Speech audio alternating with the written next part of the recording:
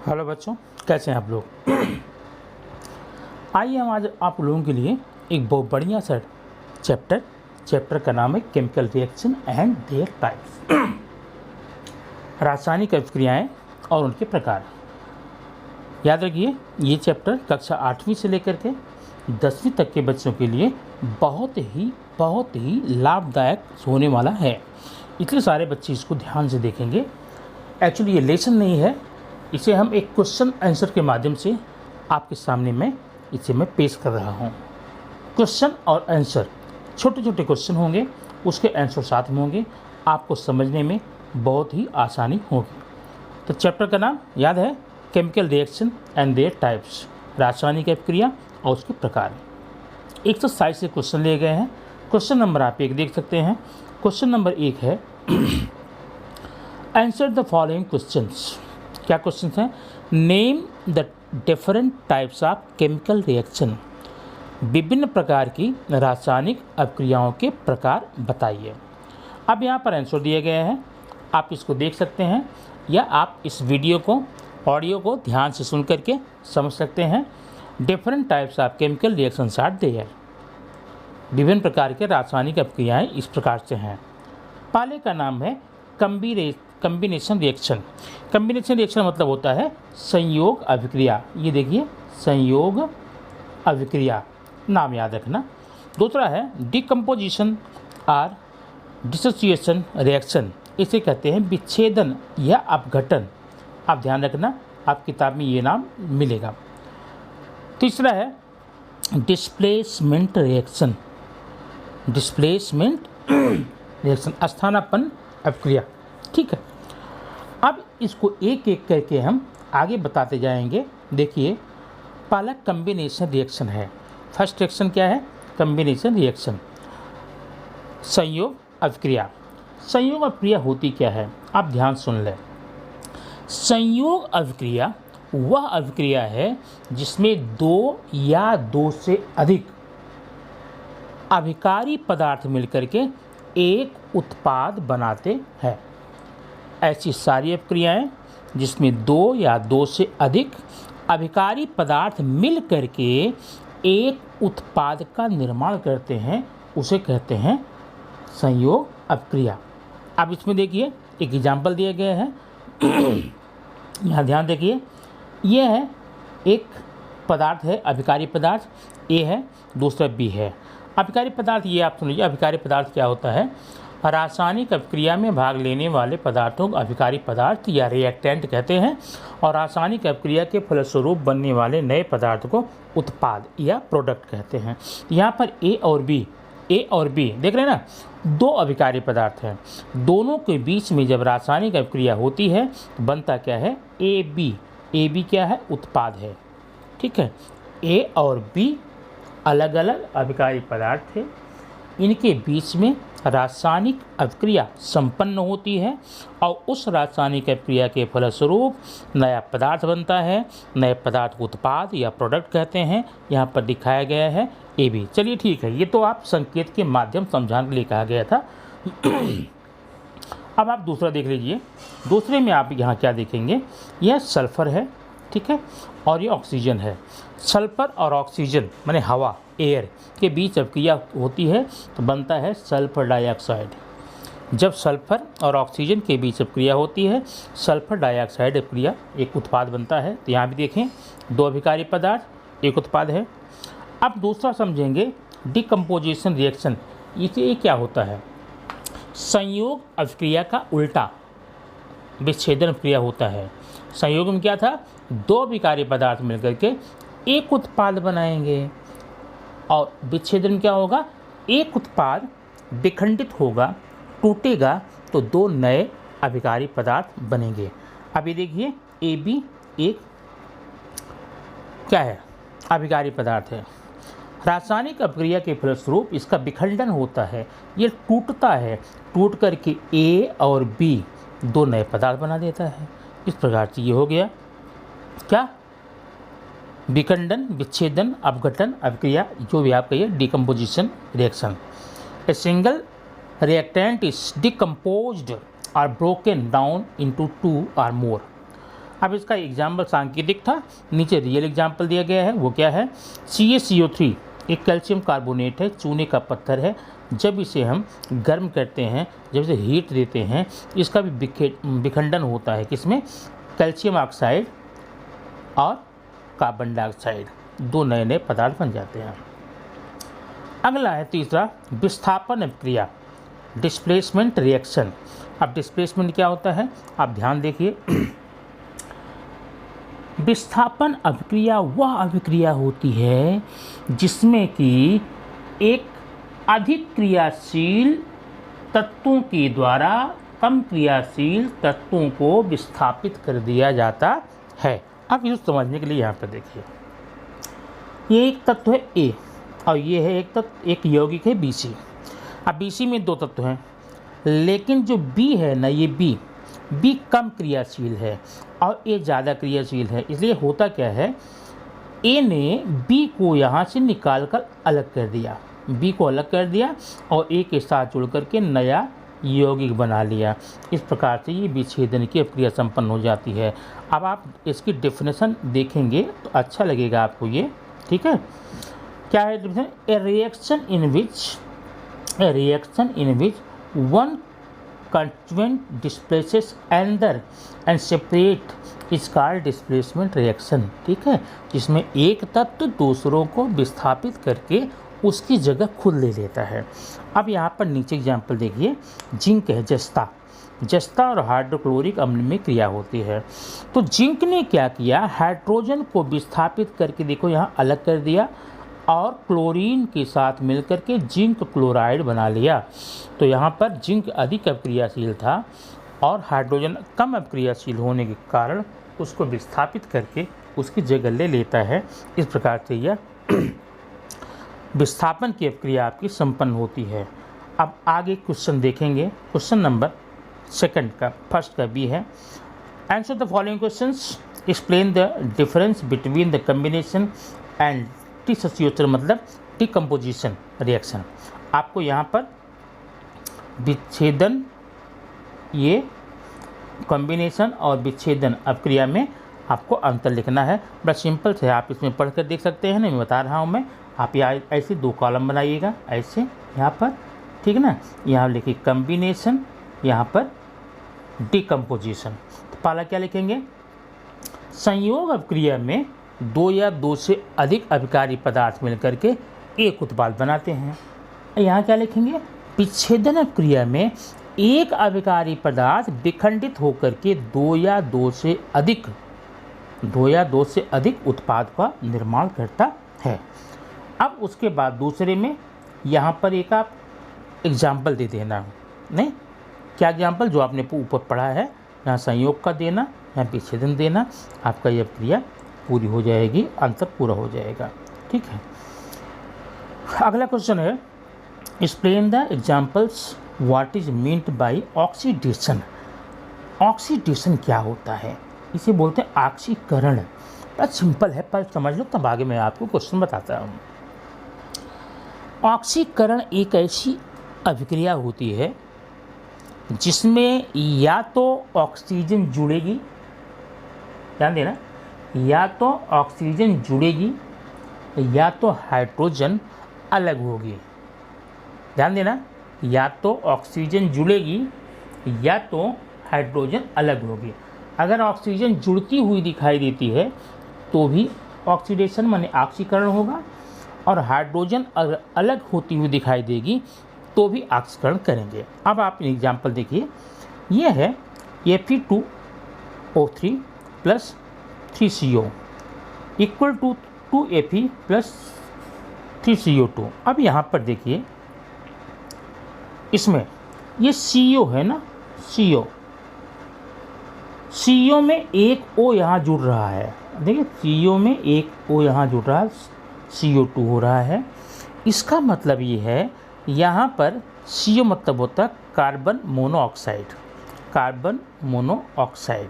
तो carbon monoxide का ऑक्सीकरण हो रहा है। अब क्रिया संपन्न हो गई आपकी। यहाँ पर कार्बन मोनोऑक्साइड का ऑक्सीकरण हो रहा है। इस प्रकार से हम इसको समझ सकते हैं ऑक्सीकरण क्या है। अब अगला है question, explain with example what is mean by the reduction. Reduction क्या है? रिडक्शन उसी का उल्टा है जो अभी आपने ऑक्सीकरण में पढ़ा, उसको अवकरण बोलते हैं। ऑक्सीडेशन को ऑक्सीकरण, रिडक्शन को अवकरण बोलते हैं। अब ऑक्सीकरण आपने समझा, अगर उसी का उल्टा जस्ट अपोजिट आप डिफाइन करेंगे तो अवकरण की परिभाषा आ जाएगी। जैसे एग्जाम्पल देखिए, अवकरण एक ऐसी अवक्रिया है जिसमें या तो ऑक्सीजन मुक्त होती है या फिर हाइड्रोजन जुड़ती है। अब एग्जाम्पल देखिए, एग्जाम्पल ऊपर का भी है। पहले आपने यहाँ पर दिखाया गया था ये ऑक्सीकरण, क्योंकि ऑक्सीजन यहाँ जुड़ रही थी, लेकिन जब इसमें देखिए Fe2O3 में से ऑक्सीजन अलग हो रही है। देखो यहाँ Fe2O3 था, यहाँ 2Fe बन गया केवल, ठीक है ना। इसका मतलब इसमें से ऑक्सीजन निकल गई, और ऑक्सीजन निकल गई तो इसका मतलब यहाँ पर अवकरण की अभिक्रिया संपन्न हो जाती है। अगला क्वेश्चन है, कैटलिस्ट क्या है? इसे हम उत्प्रेरक कहते हैं। अब उत्प्रेरक समझने के लिए आप यूँ समझ लीजिए, जैसे मान लो यहाँ पर A है, B है, C है। आप एग्जाम्पल समझिए, एक दिन A और C में कोई झगड़ा हो जाता है, मारपीट हो जाती है, बाद में सब शांत भी हो जाता है। लेकिन B जब आता है शाम को अपने घर पे, A के घर जाता है और A के घर जाकर के इसको उकसाता है, उकसा करके फिर से इसे लड़ाई करा देता है। और जब लड़ाई फिर शुरू हो जाती है, बड़ी ज़ोरदार ढंग शुरू होती है, B अपने घर में जाके बैठ जाता है। मतलब B एक ऐसा व्यक्ति है जो लड़ाई में हिस्सा नहीं लेता, डायरेक्टली हिस्सा नहीं लेता। करता क्या है, लड़ाई की प्रायिकता को, लड़ाई की तेज़ी को बढ़ा करके अपने छुप जाता है। इस प्रकार से ये इसे क्या बोलेंगे, उत्प्रेरक बोलेंगे, कैटलिस्ट बोलेंगे, ठीक है। लेकिन अब यहाँ पर हम एग्जाम्पल चेंज करेंगे। ऐसे सारे पदार्थ, याद रखना, ऐसे सारे पदार्थ जो रासायनिक अभिक्रिया में सीधे तौर पे भाग नहीं लेते हैं, वो केवल रासायनिक अभिक्रिया की दर को बढ़ा देते हैं, उनको हम कहते हैं उत्प्रेरक, कैटलिस्ट। अब एग्जाम्पल यहाँ पर देख लिए, the substance which can not take place in the chemical reaction but it can change the rate of chemical reaction, they are called catalyst.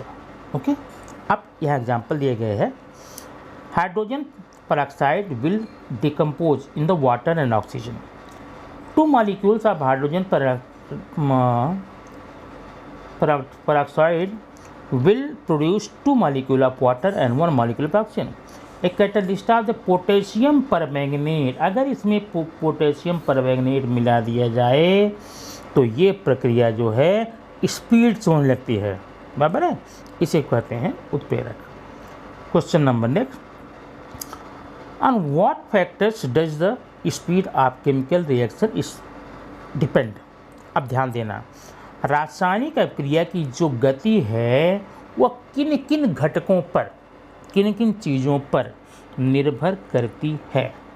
तो नंबर आप देखिए, पहला नेचर ऑफ रिएक्टेंट, बस इतना याद करना है। नेचर ऑफ रिएक्टेंट माने अभिकारी पदार्थों की प्रकृति, उनकी प्रकृति कैसी है। अब कुछ अभिकारी पदार्थ कम क्रियाशील होते हैं, कुछ कम अधिक क्रियाशील होते हैं, तो अभिक्रिया की दर भी उन पर डिपेंड करती है। Number 2, particle size of reactant, जो अभिकारी पदार्थ हैं उनके कणों के आकार कैसे हैं। अगर उनके कण छोटे हैं, बारीक हैं, पाउडर की तरह हैं, तो अभिक्रिया की दर तीव्र होगी, और अगर कण बड़े बड़े हैं अभिक्रिया की दर मंद होती है। तीसरा, प्रेशर ऑफ गैसियस रिएक्टेंट, दबाव कैसा है। अगर दाब अधिक है अभिक्रिया की दर तीव्र होगी, और अगर दाब कम है तो अभिक्रिया की दर मंद होगी। नेक्स्ट है टेम्परेचर, तापमान। तापमान क्या है, तापमान बढ़ा दें अभिक्रिया बढ़ जाएगी, तापमान घटा दें अभिक्रिया घट जाएगी, या यूँ कह सकते हो टेम्परेचर एक प्रकार का उत्प्रेरक है, तो आप यहाँ उत्प्रेरक भी जोड़ सकते हैं। उत्प्रेरक की उपस्थिति, उत्प्रेरक की उपस्थिति में अभिक्रिया की दर बढ़ जाती है, और जब उत्प्रेरक खत्म हो जाते हैं, नहीं रहते हैं, तो अभिक्रिया की दर मंद पड़ जाती है। ठीक है, यहाँ पर देखिए कैटलिस्ट लिखा गया है। अगला है क्वेश्चन जरा ध्यान देखिए, यहाँ पर आपको बताना है of which type of each of the following reaction, कौन सा टाइप का रिएक्शन है। आप देखिए, ध्यान से देखिए, यहाँ पर है कैल्शियम ऑक्साइड और H2O पानी है, मिलकर क्या बनाते हैं, कैल्शियम हाइड्रोक्साइड और हीट। इसे हम बोलेंगे संयोग क्रिया। क्या बोलेंगे, संयोग, क्योंकि दो अभिकारी पदार्थ मिलकर एक उत्पाद बनाते हैं और ऊष्मा मुक्त होती है। ऊष्मा मुक्त होने पर आप इसको ऊष्मा उन्मोचीय क्रिया भी बोल सकते हैं, लेकिन मेनली आप मेन नाम जो आप 4 बताए गए हैं वो बताएंगे संयोग क्रिया। दूसरे में कार्बन है, O2 है, कार्बन है, ऑक्सीजन है, मिलकर कार्बन डाइऑक्साइड बनाते हैं, ये भी संयोग क्रिया है। दूसरा भी संयोग क्रिया है, तीसरा भी संयोग क्रिया है, ये सब संयोग क्रिया है। लेकिन ध्यान देना, इसके अलावा और भी हो सकते हैं। अब जैसे एग्जाम्पल बता रहा हूँ, मैंने बी को क्या बताया, संयोग क्रिया। संयोग क्यों है, क्योंकि 2 अभिकारी पदार्थ मिलकर के एक बना रहे हैं, एक उत्पाद बना रहे हैं, संयोग हो गया। लेकिन इसे आप ऑक्सीकरण, ऑक्सीडेशन भी बोल सकते हैं, क्योंकि कार्बन में ऑक्सीजन जुड़ रही है। दूसरे में संयोग तो है, ठीक है, 2 जुड़कर एक बना रहे हैं, लेकिन आप इसे अवकरण भी बोल सकते हैं, क्योंकि इसमें हाइड्रोजन जुड़ रही है। तीसरा संयोग भी है, ऑक्सीकरण भी है। आप इस प्रकार से कोई भी नाम यहाँ पर दे करके आंसर को लिख सकते हैं, ठीक है। क्वेश्चन नंबर अगला, ये वैज्ञानिक कारण के प्रश्न बोलते हैं, साइंटिफिक रीजन दीजिए। वाला है, क्या होता है तब जब coal was burn in the air, जब कोयले को हवा में जलाया जाता है। एग्जाम्पल देखिए, ये है कोल, कोयला है, ये ऑक्सीजन है, इनको जलाया गया है। जब कोयले को ऑक्सीजन की उपस्थिति में जलाया जाता है तो कार्बन डाइऑक्साइड नामक गैस तैयार होती है। इस प्रकार से यहाँ पर एक संयोग क्रिया हो रही है। अब ऐसा लिखना, जब कार्बन डाइऑक्साइड को ऑक्सीजन की उपस्थिति में जलाया जाएगा तो जब कार्बन को, कोयले को ऑक्सीजन की उपस्थिति में जलाया जाएगा तो कार्बन डाइऑक्साइड अक्रिया बनती है, और यह प्रकार की ऑक्सीकरण अक्रिया भी है और संयोग भी है। चलिए, दूसरा है, मैग्नीशियम को ऑक्सीजन की उपस्थिति में जलाया जाएगा तो यहाँ पर मैग्नीशियम का ऑक्सीडेशन होता है, ऑक्सीकरण होता है, मैग्नीशियम ऑक्साइड बनता है। यहाँ पर यह याद रखिए, ठीक है। अगला है, जब जस्ते देखना, तनु सल्फ्यूरिक अम्ल HCl के साथ अक्रिया कराई जाती है तो यहाँ पर विस्थापन की अक्रिया होती है, जिंक क्लोराइड बनता है और हाइड्रोजन गैस मुक्त होती है, ठीक है। अगला, जब कैल्शियम ऑक्साइड को हाइड्रोजन के साथ की अक्रिया होती है तो यहाँ पर संयोग अक्रिया होती है और कैल्शियम हाइड्रोक्साइड बनता है। इसमें आप ये भी लिख सकते हैं, जो एरो के तीर के बाएं तरफ हैं वो रिएक्टेंट के नाम, अभिकारी पदार्थ बोल सकते हो या अभिकारक बोल सकते हो, रिएक्टेंट बोल सकते हो, और जो बाद में बना हुआ है उसे प्रोडक्ट या उत्पाद का नाम भी दे सकते हो, ठीक है। चलिए, अगला क्वेश्चन है मैच। आपको मैच करना है। कॉलम ए में रिडक्शन माने क्या होता है, अवकरण। अब अवकरण बताया गया है, ऑक्सीजन मुक्त होगी या हाइड्रोजन जुड़ेगी। दूसरा है ऑक्सीकरण, इसमें भी उल्टा, ऑक्सीजन जुड़ेगी, हाइड्रोजन मुक्त होगी। तीसरा डिस्प्लेसमेंट है, डिस्प्लेसमेंट कम अभिक्रियाशील पदार्थ को अधिक अभिक्रियाशील पदार्थ उसको विस्थापित हटा देता है। कैटलिस्ट, जो अभिक्रिया की दर को बढ़ा दें। अब बताइए, टाइप ऑफ केमिकल रिएक्शन, इसमें कौन सा टाइप का केमिकल रिएक्शन है, तीनों है ना, तो पहले हम सी को ले लेते हैं, बाद में देखेंगे, ठीक है। कंबाइनिंग विथ हाइड्रोजन, हाइड्रोजन के साथ संयुक्त होने को क्या बोलते हैं, अवकरण बोलते हैं, तो रिडक्शन हो जाएगा, ठीक है ना। ये ए में देखिए, यहाँ पर ए के साथ में ये हो गया। तीसरा है speeding of the reaction, reaction की प्रक्रिया को बढ़ाना, उत्पाद होता है, कैटलिस्ट हो जाएगा। कम्बिनेशन विद ऑक्सीजन, ऑक्सीजन के साथ जुड़ने को ऑक्सीडेशन कहते हैं। ये इस प्रकार से आप कॉलम में मिला सकते हैं, ठीक है। अगला है, जब नींबू की जूस, नींबू का रस टाइल्स पर गिरता है तो टाइल्स पे छोटे छोटे छेद हो जाते हैं। इसलिए ध्यान देना, जिन किचन में टाइल्स लगी होती हैं वहाँ पर नींबू का काम करते हुए, खट्टे पदार्थों का काम करते हुए गृहिणियाँ, हाउस वाइफ जो होती हैं सावधान रहती हैं, ठीक। ठीक है ना। ऐसा होता क्यों है? जब लेमन जूस टाइल्स पर गिरता है तब लेमन जूस अम्ल है HCl, ठीक है, और जो आपके टाइल्स है वो क्या है, वो आपका कैल्शियम कार्बोनेट है।